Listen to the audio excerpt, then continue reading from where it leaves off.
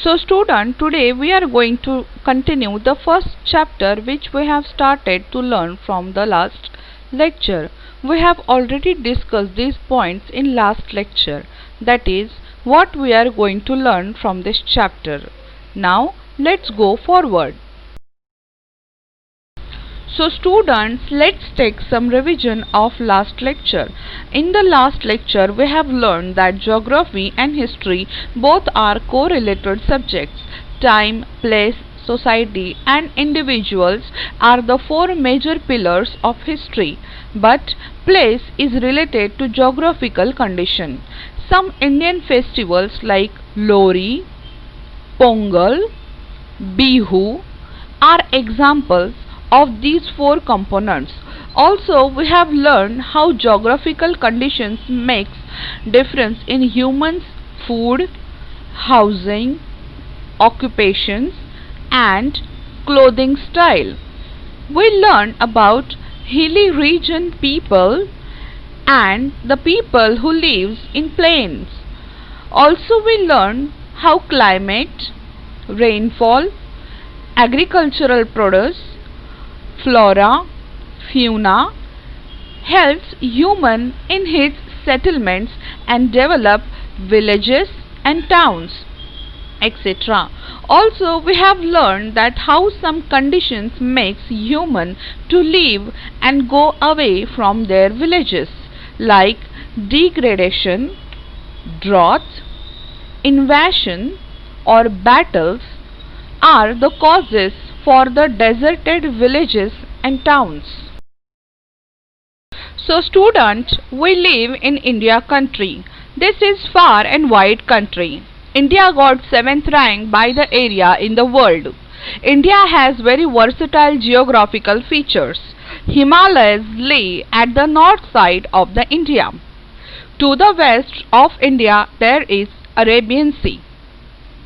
To the east side there is Bay of Bengal, and to the south side of the India there is Indian Ocean. As these all places you can see on the screen. Also there are two islands named Andaman and Nicobar which lays at southeast side of the India, and Lakshadweep lays at the southwest side of the India. Before 1947, that means before freedom, today's Pakistan and Bangladesh were the parts of India.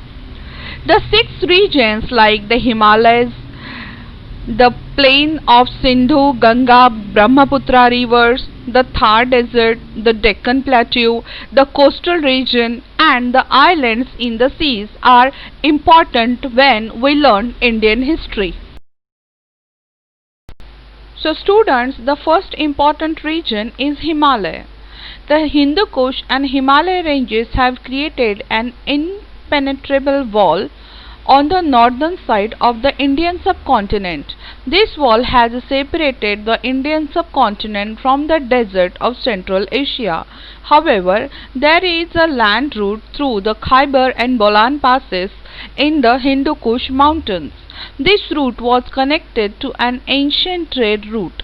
The trade route from China passed through Central Asia and reached Arabia. It is known as the Silk Route or Silk Road because silk was the main commodity exported to the Western countries using this road.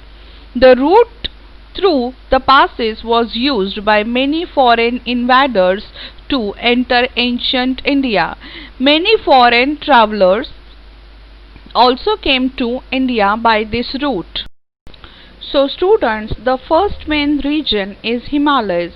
Himalaya and Hindu Kush ranges are like a wall between Indian subcontinent and deserts of Central Asia. There were land route in Hindu Kush mountain ranges that is known as Khyber Pass and Bolan Pass. These passes was connected to ancient route from the China which was passed through Central Asia and reached to Arabia. This route was known as a Silk Route or Silk Road because silk cloth was the main item of export from the Western countries through this route. Also, many foreign travelers came to India by this route. So students, second main region is the plains of the Sindhu, Ganga and Brahmaputra. This region consists of the basins of three big rivers, Sindhu, Ganga, Brahmaputra and their tributaries. This region extends from Sindh, Punjab in west to the present day Bangladesh in the east. It was in this region that the earliest Indian civilization of Harappa and the later states and empires of ancient India emerged. So students, as you can see in this map, there are three basins. Those are the basin of Indus, that is Sindhu river, the basin of Ganga river and the basin of Brahmaputra river. As you can see here, this region extends from Punjab in west till today's Bangladesh in east. The Harappan civilization, some states and ancient Indian empires were raised in. Now the third main region is the Thar Desert. The Thar Desert spreads across Rajasthan, Haryana and some parts of Gujarat. A part of the desert lies in today's Pakistan. The desert has the Satluj River to its north, the Aravalli Mountains range to its east, the Run of Kutch to its south and the Indus Sindhu River to its west. The Ghaggar River that originates in Himachal Pradesh reaches the Thar Desert. It is known as Hakra in Pakistan. Its course in Rajasthan and Pakistan has now dried up. Many sites of the Harappan civilization are situated along the now dry course of river. So students, as you can see in this map, the Thar Desert is showing in red circle. The Thar Desert is spread across Rajasthan, Haryana and Gujarat and its some part lays in Pakistan too. The part of desert which is in the Gujarat is known as Run of Kutch. The Ghaggar River that originates in Himachal Pradesh reaches to the Thar Desert, but its course in Rajasthan and Pakistan now dried up. The Harappan civilization was situated along this dried up course of. So students, this is your homework.